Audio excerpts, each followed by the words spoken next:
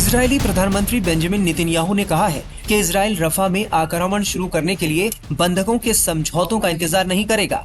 Netanyahu ने एक बयान में कहा कि हम अपने सभी उद्देश्यों को प्राप्त करने से पहले युद्ध रोक देंगे, ये कोई सवाल ही नहीं बनता।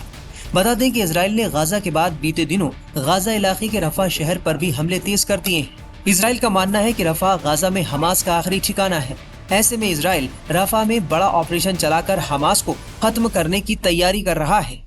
इजराइल हमास जंग के बीच ऐसी खबरें थी कि दोनों के बीच सीजफायर का रास्ता निकल सकता है, लेकिन नेतन्याहू के ताजा बयान ने इन अटकलों को विराम दे दिया है।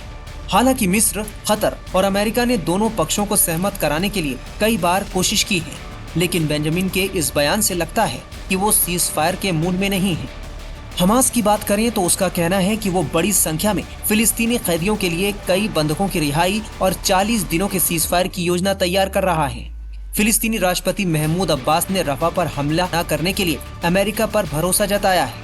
उनका मानना है कि अमेरिका ही इजराइल को समझा सकता है और सीजफायर या फिर युद्ध रोकने में एक बड़ी भूमिका निभा सकता है। इस मामले को लेकर अब्बास ने कहा कि हम संयुक्त राज्य अमेरिका से अपील करते हैं कि वो इजराइल से रफा ऑपरेशन को रोकने के लिए कहे, क्योंकि अमेरिका ही एकमात्र देश है जो इजराइल को इस अपराध को करने से रोकने में सक्षम है। उन्होंने कहा कि अगर इजराइल रफा पर हमला करता है तो सभी लोग यहाँ से भागने के लिए मजबूर हो जाएंगे। उधर हमास ने कहा है कि स्थायी युद्ध विराम और इजराइल की पूर्ण वापसी किसी भी समझौते के लिए कुछ जरूरी शर्तें हैं।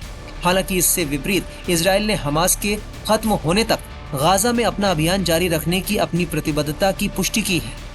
बता दें कि पिछले साल 7 अक्टूबर को हमास ने इजराइल पर ताबड़तोड़ रॉकेट हमले किए थे, जिसमें इजरायली सैनिक समेत 1200 लोग मारे गए थे, जबकि 253 लोगों को बंधक बना लिया गया था। हमास के इस हमले के बाद इजराइल ने कहा था कि वो जब तक चैन से नहीं बैठेगा जब तक हमास को मजा नहीं चखा देता। इजराइल गाजा में लगातार जमीनी कार्रवाई कर रहा है, जिसमें अब तक करीब 38,000 आम फिलिस्तीनियों की मौत हो चुकी है। इजराइल हमास युद्ध की वजह से गाजा में मानवीय संकट गहराता जा रहा है। दूसरी तरफ ईरान इजराइल के लिए इस वक्त बड़ी चुनौती बना हुआ है।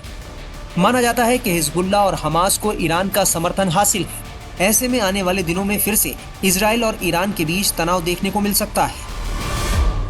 टाइम्स नाउ नव भारत डिजिटल की रिपोर्ट।